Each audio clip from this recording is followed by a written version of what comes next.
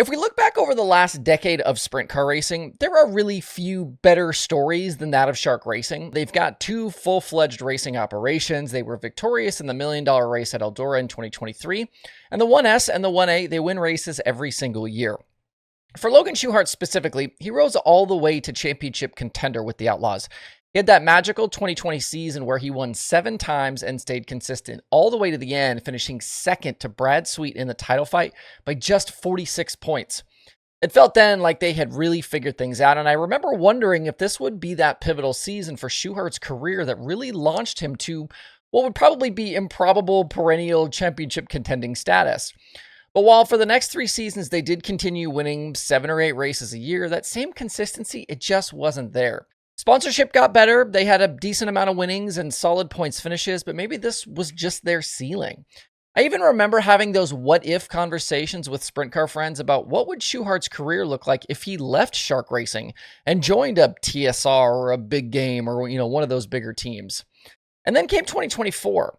The average finish, it was still solid at 8.5, but some of the speed was suddenly missing. Schuchart's average feature start dipped, and he was needing to pass a lot more cars come feature time to just get those top 10s. Just a single outlaw victory at Beaver Dam in June and his worst championship finish since 2017. This team clearly didn't have what they needed to contend with the David Gravels and Buddy Kofoids and Carson Macedos every single night. This team's scrappiness and frugality really helped them survive every year, but now maybe it was what was holding them back. Logan and Jacob often served as their own crew chiefs with the help of Bobby and their dedicated crews. And needing to drive and make the calls, it adds a layer of pressure to a race night.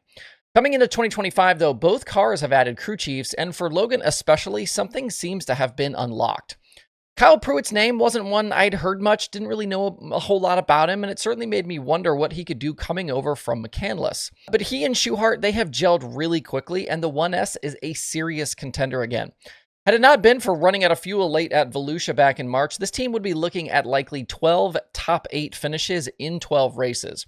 They'd be second in the standings, only 60 points back, and matching Gravel's top 10 scoring pace. Pruitt has talked a few places about doing some things different with their engines at Shark, and that they're better prepared and more organized than they were in the past, and that's turned into speed.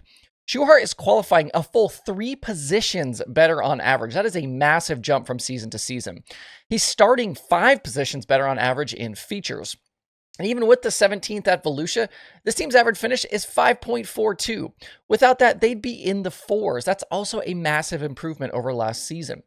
Schuchart still hasn't won a sprint car race since last July, and he's yet to lead laps this season, but at this point, it feels like it's only a matter of time.